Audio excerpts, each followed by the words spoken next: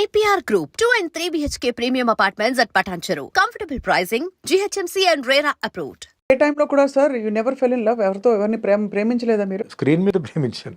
Off screen ఎప్పుడు అంటే ఆలోచన రాలేదా? బికాజ్ మీరు అప్పుడు ఎందుకు ఇంత ఓపెన్ గా అడుగుతున్నారు? Not married, nothing wrong, but అక్కడ my mind was on a target అండి. I have to achieve something.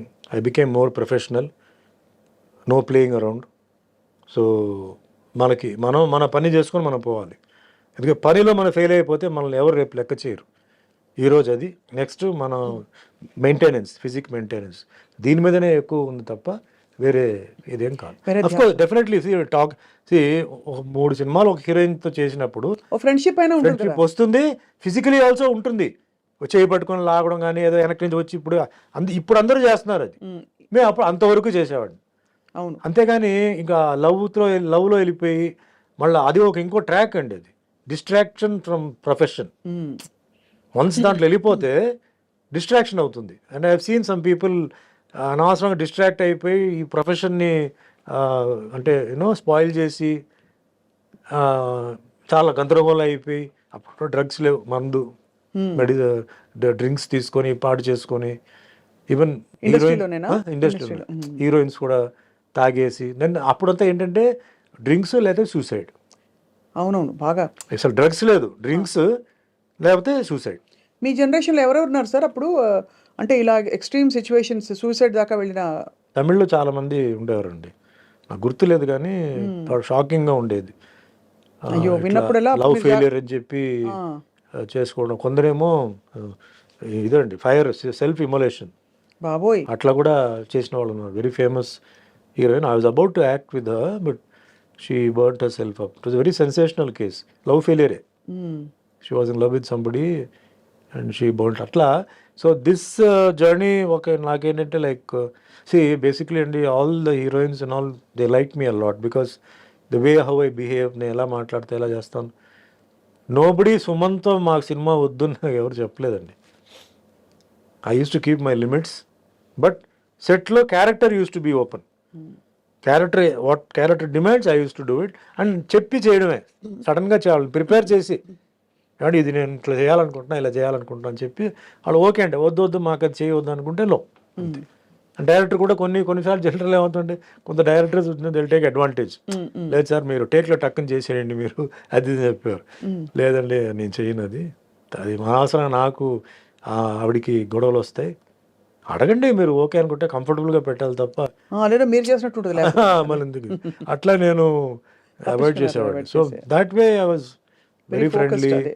Main బేసిక్గా మా గురుగారు అదే రామన్న గారు ఎప్పుడు చెప్పేవారంటే, డబ్బులు ఎప్పుడు నువ్వు అడగొద్దు, నీకు డబ్బులు వస్తాయి, నీ ఆఫర్ నీకు ఆటోమేటిక్గా నీకు వస్తాయి. నువ్వు చూడాల్సింది discipline in this that timing, devotion, dedication. Once ఒక ఇది ఒప్పుకుంటే డైరెక్టర్కి నువ్వు వచ్చి స్టూడెంటే, డోంట్ థింక్. తప్పు ఉంటే అడుగు, తప్పు లేదంటే వాళ్ళు చెప్పింది చేసుకొని వెళ్ళిపో, అంతే. ఆయన కొన్ని పాయింట్స్ పెట్టారు నాకు. నా లెవెల్లో నేను సక్సెస్ఫుల్ అండి. 46 years ఇండస్ట్రీలో ఇన్ని సినిమాలు చేశాను, ఇన్ని క్యారెక్టర్స్ సార్. పెద్ద పెద్ద స్టార్స్కి దడ పుట్టించి. తమిళ్లో ఎలా ఉండేది మీకు పోటీ? సేమ్, చాలా పోటీ ఉంది, పోటీ ఉండేది. ఎవరెవరు సార్ పెద్ద పెద్ద స్టార్స్ అప్పటికి? ఎవరున్నారు మీ సమూజీలు? కమల్, రజనీ మాకన్నా సీనియర్ అనమాట. సీనియర్, అవును. జస్ట్ ఒక కమల్ చాలా సీనియర్. ఆయన అఫ్కోర్స్ ఈజ్ మై, నాకు ఇన్స్పిరేషన్. నాకు అన్ని శివాజీ, ఎంజిఆర్ గారి తర్వాత నెక్స్ట్ నాకు కమల్, రజనీ. అంటే తెలుగు సినిమా ఫీల్డ్కి వచ్చే ముందు, తర్వాత రామారావు గారిది సినిమాలు చూసి, నాగేశ్వరరావు గారిది అన్ని తర్వాత తెలుసుకున్నాను. తమిళ్ ఫీల్డ్లో శివాజీ గణేశన్ సారు, ఎంజిఆర్ గారు మాస్ క్లాస్. దాని తర్వాత కమల్ హాసన్, రజనీకాంత్ గారు. వాటిలో I was die hard fan of Kamal Haasan, was his will. First time ఎప్పుడు కలిసారు కమల్ గారిని? ఫస్ట్ నా షూటింగ్ జరుగుతున్నప్పుడే, ఆయన పక్కనే షూటింగ్ జరుగుతుంది, ఆయనది శ్రీప్రియాది షూటింగ్ జరుగుతుంది. అప్పుడు ఇదే కిట్టు ఉన్నాడు, అంటే మాకు హాఫ్ డే గ్యాప్ ఆ రోజు. నేను అన్నాను, నేను కమల్ హాసన్ షూటింగ్ చూడాలి ఎక్కడ అంటే, డైరెక్ట్ చూడాలంటే వా పదా అని చెప్పాడు. అప్పటికి మీరు స్టార్, పెద్ద స్టార్ అయిపోయాను, స్టార్ అయ్యాను. అంటే షూటింగ్ జరుగుతుంది. సట్టమెన్ కైల్ పిక్చర్ పేరు. టిఎన్ బాలు డైరెక్టర్ తీసుకెళ్ళి ఆ రోజు ఫస్ట్ టైం కమల్ హాసన్ నేను చూస్తున్నాను. చూడంగానే ఒక ఫీలింగ్, నాకు ఫీలింగ్. ఇప్పుడు మాకెట్లా ఫ్యాన్స్ ఇప్పుడు వచ్చి చూడంగానే మాటలు రాక వాళ్ళు చేతులు రాక అని ఉంటారు చూసారా, అట్లా నేను ఫ్రీజ్ అయిపోయాను. మ్మ్. అప్పుడు అక్కడ వేరే ఒక ఆర్టిస్ట్ కావాలి. ఇప్పుడు కమలాస్ గారు ఏమనుకున్నారంటే ఇతనే ఆ క్యారెక్టర్నే నేనే అనుకుని వాంగ వాంగ మూడు కాదా వెయిటింగ్ వాంగ అన్నాడు. నాకు ఇటు చూసాను, ఎవరు వాళ్ళు నిన్నే పిలుస్తున్నారు వెళ్ళు అన్నాడు. దగ్గరికి వెళ్తే వాళ్ళు లేట్ అని నేను చెప్పాను, సార్ నేను ఊరికి మిమ్మల్ని చూడడానికి వచ్చాను, నాకు ఈ క్యారెక్టర్ కాదా అదేంటే పిలిచి బాగానే ఉన్నాడు కదా ఈయన్నే పెట్టొచ్చు కదా అది ఇది అని చెప్పి ఏదో చెప్తే అప్పుడు ఈ కిట్టు వచ్చి లేదండి ఆల్రెడీ ఆయన హీరోగా చేస్తున్నారు రామన్న పిక్చర్లో, అవునా ఓకే ఓకే అని చెప్పి నేను కాసేపు కూర్చొని షూటింగ్ చూశాను. అంటే ఏదో గొప్ప యాక్టర్ కదా, ఆయన టెక్నిక్ ఏంటి ఆయన అంటే మార్వెలస్. అప్పుడే నో వర్డ్స్ టు అప్పుడే చూస్తూ చూస్తూ మీరు కూడా ఒక పెద్ద అంటే ఆల్మోస్ట్ ఒక సూపర్ స్టార్డమ్ వచ్చేసింది మీకు. భగవంతు దయ అండి. నేను స్టార్డమ్ అదే సూపర్ స్టార్ అని నేను చెప్పనండి, ఒక స్టార్డమ్ వచ్చేసి అంటే మంచి డిమాండ్లో అయితే ఉన్నారు ఒక టైంలో పీక్స్లో. డిమాండ్ అయితే హెవీ డిమాండ్. అప్పుడు మరి తెలుగు ఇండస్ట్రీలో మీరు ఎంటర్ అయినప్పుడు ఎలా ఉండేది వాతావరణం? కొంచెం తెలుగు అంత అప్పుడు డెవలప్ లేదండి. తమిళ్ అప్పుడు ఫస్ట్ బాగా ఉండేది. తమిళ్ సినిమాలు, Ilaiyaraaja music world wide, cameraman ఈయన Santosh Sivan, PC Sriram, best combination sir. అలా సూపర్ అనమాట ఆ టైంలో అంతా. అది తర్వాత తెలుగు మెల్లిమెల్లిగా డెవలప్ అయ్యి ఈరోజు తెలుగు నంబర్ 1కి వచ్చేసింది, మిగతా అంతా వెనక్కి వెళ్ళిపోయి. సార్ కల్కి సినిమాలో మిమ్మల్ని మిస్ అయ్యాం. కలికిలో ఏముందండి క్యారెక్టర్? ఏముందంటే ఏముంది అని కాదు, బట్ మీ ప్రెసెన్స్ కూడా ఎందుకంటే చాలా మంది కనిపించారు. దేర్ ఇస్ నో క్యారెక్టర్ కదా, నేను చూసాను cinema, I didn't find any character that you could have done. అంతేనా? అంటే అందరూ బిట్స్ గానే ఉన్నారు. అది కాదు, అట్లా చేయడం కాదండి. ఇప్పుడు రామ్ గోపాల్ వర్మ చేశారు, రాజమౌళి చేశారు, అలా కాదు. నాకు చేస్తే అది బాగా లైక్ శివాజీలో ఆ క్యారెక్టర్ స్టూడ్ అనమాట అండి, విలన్ క్యారెక్టర్. అవును, అట్లా ఉండాలి. కరెక్ట్. అంటే లేకపోతే నన్ను పెట్టింది వేస్ట్ అవుతుంది, నేను చేసింది కూడా వేస్ట్ అవుతుంది. కానీ అందరూ పెద్ద పెద్ద స్టార్స్, ఇప్పుడు విజయ్ దేవరకొండ గారు బిట్లోనే ఉన్నారు. అదే బాధ నాకు. ఇప్పుడు ఏమవుతుందంటే అందరూ ఉన్నప్పుడు మనం ఎక్స్పెక్ట్ చేస్తాం. అవును, వి ఎక్స్పెక్ట్ సంథింగ్ కదా, ఆ ఎక్స్పెక్టేషన్ లేనప్పుడు డిసప్పాయింట్మెంట్ ఉంటుంది. అవును, వాళ్ళ ఫ్యాన్స్ కూడా డిసప్పాయింట్మెంట్ ఉంటుంది. అవును, కరెక్టే.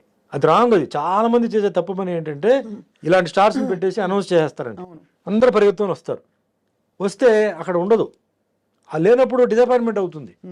వాళ్ళ హీరోని అలా చూడడం డిసప్పాయింట్మెంట్ ఉంటుంది. తగినంతగా కనిపించలేదని ఒకటి. ఇప్పుడు నాలాంటి వాళ్ళని పెడితే ఏమి ఊరికే వచ్చి నిలబడి ఏదో కత్తి పట్టుకొని పెట్టుకుంటే ఏం ప్రయోజనం అండి?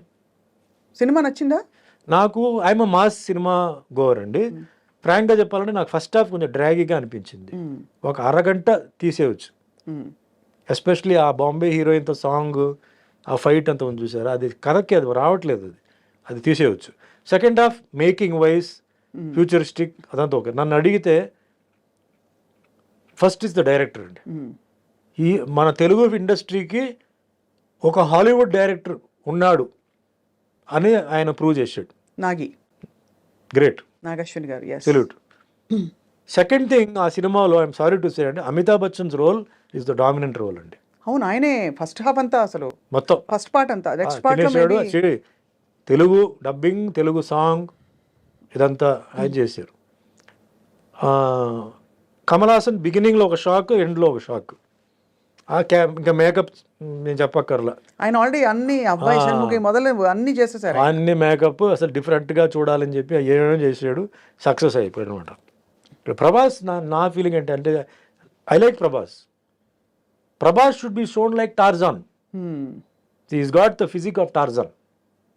నేను అది అక్కడ మిస్ అయ్యాను. ఆ హీరోయిక్ ఎలివేషన్ అంటారా? ఆయనకి ఏదో ప్లేట్ పెట్టి అది పెట్టి ఇది పెట్టి ఇదంతా ఆర్డినరీ దీంట్లో వచ్చేసింది కదా బాహుబలిలో. Repeated dressing, Baahubali type of dress and all that. Prabhas మ్యాచో muscle man. So అది ఎక్కడైనా ఒక సీన్ వస్తుందా ఏమో ఎదురు చూస్తే అది లేదు. Songs are not catchy. అంటే మ్యూజిక్ మీద ఎక్కువ ఫోకస్ చేయలేదు. మన బయటకు వచ్చినప్పుడు ఏదో సాంగ్ హమ్ చేయాలి కదా, అది లేదు. ఇది ఒక డిఫరెంట్ యాంగిల్లో చూస్తేనే నచ్చుతుందండి ఈ cinema. Hit movies hit, that's collected crores, అదంతా ఓకే. అదంతా ఫస్ట్ పార్ట్ అది okay. Now the second part వచ్చేటప్పటికే you have to people will be thinking ఏంటి, because the hype was so much. Amitabh Bachchan, Prabhas, so many people are there. అది ఇది అందులో మీరు కలియుగ ప్రత్యక్ష దైవం పాత్ర వేశారు కాబట్టి ఇది కూడా ఒక అవతార పురుషుడి పాత్ర. కల్కి అవతారం అంతా ఉంది. నాకు అక్కడ ఏమి నేను మిస్ అయ్యన్న ఫీలింగ్ నాకు లేదు. I don't feel. But fantastic making, Ashwini Dutt గారిది మేకింగ్ సెట్స్ కానీ అవన్నీ కానీ బ్రహ్మాండం. డైరెక్టర్ ఈజ్ సూపర్ బ్రెయిన్ అండి. ఓన్లీ థింగ్ మామూలు వాళ్ళకి కొంచెం అర్థం చేసుకోవాలంటే కొంచెం టైం పడుతుంది. అవన్నీ కొంచెం మహాభారత అవన్నీ కొంచెం ఇది చేయాలి. ఇప్పుడు మాస్ గోవర్స్కి ఏముందండి ఆ సినిమాలో? రెగ్యులర్గా ఈ స్టెప్స్, ఫైట్స్, అంటే వెరైటీ ఫైట్స్ అలాంటి అంటే ఏమి లేదు, రొటీన్ ఫైట్సే ఉంది. కరెక్ట్, అవును. Nothing you know great. But as a movie is As a ఒక phenomenal Telugu cinema, this movie can be shown in హాలీవుడ్లో చూపించవచ్చు. Indian film, Telugu language, Indian director, cameraman I think is from foreign. So అది తెలుస్తుంది, difference తెలుస్తుంది. Graphics బ్రహ్మాండంగా ఉందండి. Graphics అని తెలియట్లేదు. So previous films and all that though graphics అయినా గ్రాఫిక్స్ కొట్టొచ్చినట్టు కనిపించింది. కనపడుతున్నాయి. దీంట్లో బ్రహ్మాండంగా చాలా పాలిష్డ్గా చేశారు. సో ఆల్ టెక్నీషియన్స్కి, డైరెక్టర్కి, actors all put in there effort in to it. Right. Great అనమాట అది. నైస్. సుమన్ గారు, మీరు ఇందాక ఒక మాట అన్నారు, నన్ను ఎవరు మోసం చేశారో వాళ్ళకి తప్పకుండా కర్మ విల్ టేక్ కేర్ అని చెప్పి.